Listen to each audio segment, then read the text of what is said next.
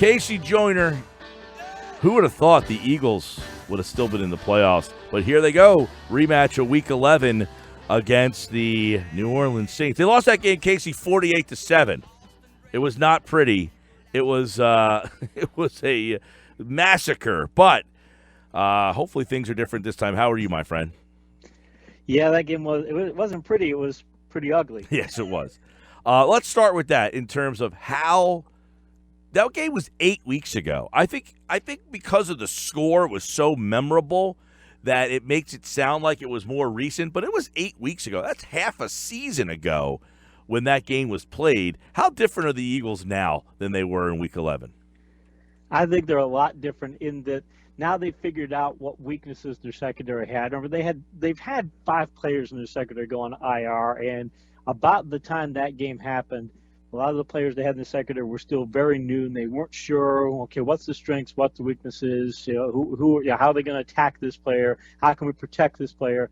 Now they've got much better ideas, and like when you look at the Eagles' vertical yards per attempt allowed over the last 4 weeks of the season, they were middle of the road in one of those metrics. I think they were 19th in vertical yards per attempt allowed. So it's not a great number, but it's not a huge weakness. You can get by with it. So I think that was the big factor for them. All right, the secondary. Let's start with the Eagles secondary and how they match up here. Maddox and Douglas. Douglas not the fleetest of foot, but he's around the ball. Maddox is a tough guy, but shorter. Thomas is a big guy. Ginn's a burner. That sounds like kind of a mismatch in that the last time they played, Smith went for 157. When you look at the secondary against the Eagles, are they better equipped this time around, or do you think this is still a mismatch? I think they're much better equipped. First off, Thomas is very good, but he's the only player who I really worry about from a matchup perspective, because if you're playing Ginn, all you have to do is have the cornerback sit 9 yards off. He's not going to beat you on dink and dunk throws. You look at his short yards per attempt. He's not very good on those passes. So you only have to take care of over the top stuff. In fact, if you guard on 9 routes against him, mostly you can basically take him out of the game. I mean, they may still throw some passes to him, and maybe they hit one, but you can say that against any cornerback if he's playing up to speed. But Thomas is the only guy I think that you really have to double, because Traquan Smith, he had a couple of big games this year, but he also had a 4-game stretch late in the season where he did literally nothing, or 2 games in a row where he caught 0 passes despite playing in nearly every offensive snap. So he can tend to disappear. They've got nothing at tight end. Keith Kirkwood is nothing to write home about. I mean, that receiving core is not a receiving core I say, boy, beyond Thomas, I really worry about it all. Although the game against Philly had guys, I remember they were really pumping up the fact that he was making undrafted guys, really shine. But I think that was more what Philadelphia brought to the table than how, great these guys ended up being. Let's look at, after Thomas, you mentioned they have a pretty big drop off at the receiver spot, right? So Kamara obviously is the next weapon, but tight end's kind of out of the mix here. If they can take Thomas out of the game, if they can figure out a way to kind of bracket him and kind of take him out of the game, how do they figure out what to do with Kamara? With Kamara, it's a matter of, what we talk about it all the time with the Eagles, that they can win point of attack blocks. When you look at the Eagles' good blocking rate allowed on defense, that's how often an offense gets its ball carriers quality. Run blocking, really important, because that's when you're getting the big gains on offense. If you don't get good blocking, you're getting 1 to 2 yards per carry. So the Eagles can win their share of point of attack blocks, even though the Saints are a really good run blocking team. I got faith in the Eagles being able to do that. But Kamara's the sort of guy who, I'm not worried about Ingram doing this, but Kamara's the sort of guy who can get a double-digit total in that good blocking yards per attempt category. It says how productive you are when you get good run blocking. So the Eagles, over the last course of the season, they were much better at keeping players from getting high totals in the good blocking yards per attempt category. They were trouble with that earlier in the year. They've had trouble with that in past years. So as long as they can shed their blocks and make sure the safeties come up and stop the run effectively and keep them from breaking out the big gainers, I'm not too worried about that, because Kamara also hasn't been doing as well in that category of late. Yeah, last time they played, Ingram went for like 157. Kamara had like 71. I mean, that game you kind of throw out the window because it just got out of hand. But what about the Saints' rushing attack against Philly's front seven? I think that the thing that's going to be interesting to me is that if I'm the Saints, I don't want to run the football. Because I'm still looking at the Eagles secondary and going, okay, from a talent perspective, the Eagles secondary those are the players that if I'm New Orleans, that's who I want to go at, because the Eagles are going to win their share of good blocking, or win their share of point of attack blocks. And again, the Saints, they've been early in the year, they decided we want to run the football coming into the season, but Ingram's on suspension. Our defense is playing bad, so they had to go to a pass-heavy attack. Once they got Ingram back and got him integrated back in the offense, they went back to we want to run the ball a lot. We want to make sure we're playing defense. In fact, over the course of a 2-week stretch, I think it was weeks 14 and 15, Drew Brees only threw 15 vertical passes in a 2-game stretch. That was like 29th in the league over that 2-game stretch, and it's a really low number of downfield passes. So I don't think they want to be a downfield passing team. But this matchup says that's what they should do. They should try and do that, even though the Eagles are playing better in that category. So I'm curious to see what New Orleans will do, because I don't think if I'm them, I want to try and run the ball 30 times. The Eagles' pass rush, let's see how they can get to Drew Brees in this game. Their pass rush, I think, since the Ram game, has been a lot better. It has. Be curious also to see if they blitz very much, because over the last 4 weeks of the season, not including the Week 17 game that doesn't count, talking weeks 13 through 16, when you look at how the Saints offense did when it faced a blitz, they were terrible in that category. In fact, they were 25th in yards per attempt when facing a blitz over the last 4 weeks of the season. Now, the Eagles last week, they only blitzed, I think it was 6.3% of the time. It was the 4th lowest blitz percentage that they had all season, so maybe they're not going to do that. But when I'm seeing that the Saints are doing such a terrible job facing a blitz, if I'm the Eagles, I'm thinking maybe I ought to send a few more blitz chances, because, again, I think the Saints are going to want to throw the football because that's where they've got the matchup edge. But if they do, they've got this problem. Malcolm Jenkins is kind of the leader of that Eagles defense. Where do you see his role in a game like this? If you're Jim Schwartz, how are you utilizing him? Because he's kind of like the Swiss Army knife. That's the term that Sean Payton used to describe him. It's going to really depend on what the Saints decide they want to do in offense. If they want to run the football, if they decide to go to that approach, then I definitely want him in the box. I want him going up there trying to keep those runs. If they're getting good blocking on, let's say, I think the Saints will probably get good blocking and lower than 40% of their plays. That's not a good number. 43% or 45% is the league average. You want to be in the 40% range. I think they'll be below that. But I would keep them up there to make sure that when they do get those good blocking plays, they're not getting 10 and 15 yards a carry. But if they decide they're going to want to throw the football, I'm just taking them and saying, I want to take Thomas out of the game. I want to take Michael Thomas and double him everywhere, bracket him over the top, bracket him inside out, do whatever you have to do to say, fine, you want to catch dink and dunk throws, you can do that. You're not beating us over the top. And then pick one of the other top receivers, maybe like again, and say, okay, we're going to play 9 yards off you. Maybe we're going to put somebody up in coverage there. We're going to make it really difficult for you to get open. That's what I'm doing there, though. I'm going to make his play predicated on what I think the Saints are going to do. Yeah, it's interesting because last week, it was kind of like take Cohen out of the game, make Trubisky beat you, and he really wasn't able to do it. But even though Robinson ended up having a big game, Cohen was kind of taken out of the game. I thought that they did a good job utilizing Bradham as almost a spy, and then for me, Casey, the Eagles in the first game against the Saints specifically, they tackled like an FCC violation word. It was awful. But their tackling has been significantly better since really the Ram game, and that's Cre'Von LeBlanc, that's Rasul Douglas. Those guys come up and tackle you now. They do, and that's the thing about the Saints is the Saints don't have Thomas is very good after the catch. He would be one guy. Again, Thomas is the one guy on them. I'm worried Michael Thomas. He's the one player I'm saying I've got to stop him. But the Saints passing offense, too, early this year, I'm looking overall, and the Saints passing offense has only got 7 yards per attempt over the last 4 weeks of the season. It's just not a very good number. Their passing offense isn't doing that well. And I think that it's in part because they don't have players in the passing game who can beat you after the catch. Ginn's not going to be that kind of guy. He's going to tear the top of defense, and wherever he catches, usually he's either not catching or he's catching over a long gain, and that's it. Kirkwood's not that guy. They have nothing at tight end. Watson's definitely he's an older tight end. He's not going to get much there, and they can maybe get it in the. If they want to switch some of their passing games to the running game, they'll do a lot of screen passes to Kamara. But honestly, if they only do screen passes to Kamara on the Eagles, I'm not against that because now you're throwing the ball behind the line of scrimmage and you've given your fast defense a chance to go over and gang tackle. So, I think the Saints offense has taken a huge step back since the last time these two teams played. Yeah, definitely Eagles a lot different. How different are the Saints from 8 weeks ago? They beat the Eagles 48-7 on that day. But since that game, they beat the Falcons the next week. They lost to the Cowboys. They had that game with the Panthers where they struggled. They won that game 12-9. They lost to the Panthers in a game where they didn't play anybody. They beat the Steelers 31-28. So what is different about the Saints over the last couple of weeks?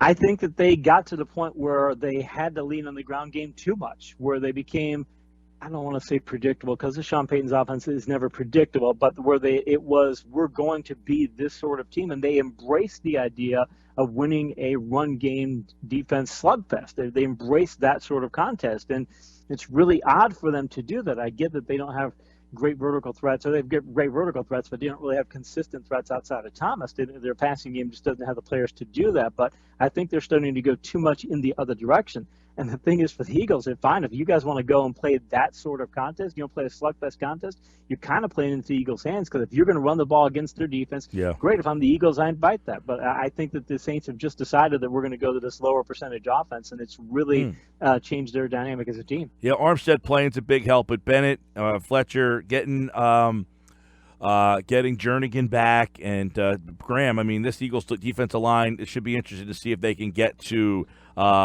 Breeze in this one here. KC Joyner, ESPN.com, NFL Insider here on the Sports Bash Boardwalk Honda Hotline. How about Philly's offensive line? We had our Eagles guy on, John McMullen, last hour, and he said they are really confident in that building because they think their line is the difference in this game. Over the last 4 weeks of the regular season, weeks 13 through 16, the Eagles allowed pass pressure rate on 16.6% of dropbacks. It's the top number in the league, the best pass blocking offense in the league. It's really good. And it's not just because they're throwing short passes. Part of it is because they're throwing short passes, and that when you do throw dink and dunk throws, you're gonna they're 30th in time before a pass, which means they got the third lowest time before pass among teams in that time from only 2.5 seconds. But that's okay because they're also, the vertical passing game is working so well that over the past 4 weeks of the season, they were second in yards per dropback. Over the last 4 weeks of the season, the Eagles are getting 8.1 yards per dropback, second only to Cleveland in that time frame. So their line is legit, or it has become legit. Is it playing back at the level that it was, at this time last year? I don't know if I'd go quite that far again because they're doing a lot of short passing and such, but I think that they're close enough to it. They're doing well enough to where, again, if you can be second in yards per drop back and you're doing very well in vertical yards per attempt, and you can do the dink and dunk passes, I think it means that you trust your offensive line to be able to do whatever you want it to do. I think that they're wanting the offensive line to win by screen passes in part, and again, they're wanting to do the short passes because teams are starting to fear their vertical passing offense now that Foles is back, has been hitting the vertical passes. So I think the offensive line is doing what they want it to do. But if you ask me if I think that they could sit back and have Foles do 7-step drops and go vertical, absolutely. All right, if that's the case, who's open? Wide receivers, tight ends. The last game, I remember them bracketing Ertz. They just refused to let Ertz do anything. I don't know if they'll defend him like that again because it seems that was a Wentz game. So Foles, how that changes the dynamic of everything.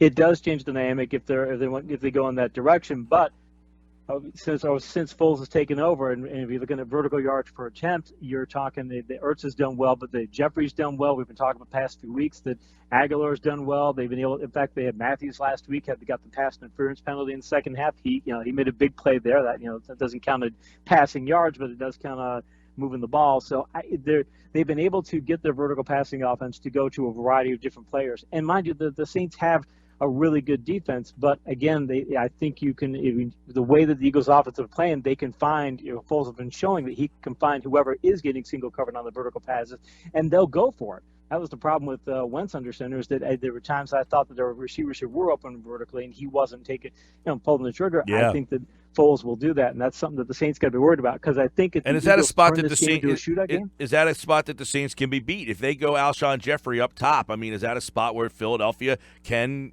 last week people thought they couldn't do that against the Bears, and they were able to. They took a couple shots and completed them. Look at what they did in the last 2 weeks of the season. Saints versus wide receivers against Pittsburgh in Week 16. 29 completions for 320 yards and 2 touchdowns. Against Carolina with a third-string quarterback, 8 receptions, 173 yards and a touchdown.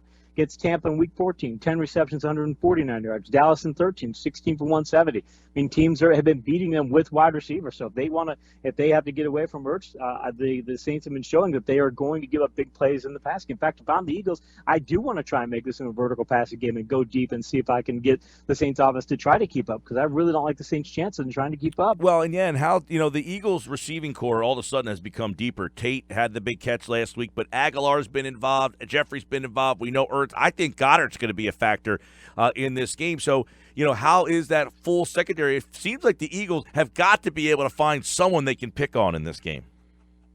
They do, and the thing is, when I'm grading the Saints players in the secondary, they've got either red or yellow grades across the board. Usually you're looking for a green-rated player that you want to go after. I don't see that in their secondary, so I think it's going to be more a matter of attacking the scheme rather than attacking personnel and saying, okay, they don't have a weakness in personnel. They got some strengths in Lattimore. They've got people strengths in their secondary, but they don't have a weakness in their secondary. You say that's the guy to go after. So I think it's a matter of getting players open via a scheme, but that's fine because, again, you're looking at how their production has been on vertical passes over the past 2 weeks of the season. They've been able to spread it around to 4 or 5 different people. When you can have that many people impact your vertical passing game rather than just funnel it through one, like it was for a time, 1 or 2 people with Ertz and Jeffrey earlier in the year, now that you can involve the other people, I think it makes all the difference. KC Joyner here on the Sports Bash. Eagles, they couldn't run last week. They tried it a little bit. They couldn't do it. I want to get your opinion on Darren Sproles in this game. He didn't play in that first game either. Yeah, he didn't, and there's only certain types of running plays that you're going to have a Sproles do. There's only roll draws, things of that nature. You're really going to get him involved if you're having him do screen pass and such of that nature. We're trying to turn your running game into your passing game and such. But when you're looking at the Saints, and one of the things you can measure run defense effectiveness is how many yards per carry you're giving up before first defensive contact. You're giving up 2.2 per play over the last 4 weeks of the season. It's in the top 10 figure, so it's not a weakness of their defense to stop the run. So I think the Eagles, I think they can establish enough of a run game there, but I'm still thinking that if they want to make this game go their way, they still got to turn it into a passing test. All right. Last time, 48-7, it was just ugly, and it really turned the Eagles' season around. And there's so many times where, we were talking about this earlier in the week, Casey. Philadelphia 08 beats Arizona on Thanksgiving night, blows them out, plays them again in the NFC Championship game. Eagle fans, we blew this team out already. We're going to the Super Bowl. Well, Larry Fitzgerald and Kurt Warner heading to the Super Bowl, Eagles heading home. So does this matchup feel like that, or are the Saints just legitimately a better team at this stage of where these two teams are? Because some would say, look, the Eagles have kind of got their act together. What about the Saints? The Saints said last year, if we were in that game, we would have beat you. I'm looking at the matchup here. When I look at you go to NFL Pick Watch. It's a site that keeps track of who makes it, how the national media is picking the teams to win a game and straight up. The Saints are picked by 93% of analysts in this contest, and that says more than 9-1. It's people thinking that the Eagles are going to win, or the Saints are going to win this contest. I don't think it should be that big of a spread. I think that there's a very good chance the Eagles pull out the upset because the Saints are not playing the type of football they were. If you have them around Week 11, they were the best team in the league. Right now, if I'm looking at the playoffs, I don't call them the best team in the playoffs. They might only be maybe the third or fourth best in the playoffs. And the Eagles, even though going in the playoffs, you'd say they were maybe 12th or 11th. I think they're probably closer to 5th or 6th if you're looking at these teams right now. So I think they're a lot closer than expected, and I think the Eagles are not. It shouldn't be a 9-1 spread. It should be more like a 6-4 spread as to how this game is being picked. So I wouldn't be surprised if the Eagles pull the upset, but it's not going to be easy.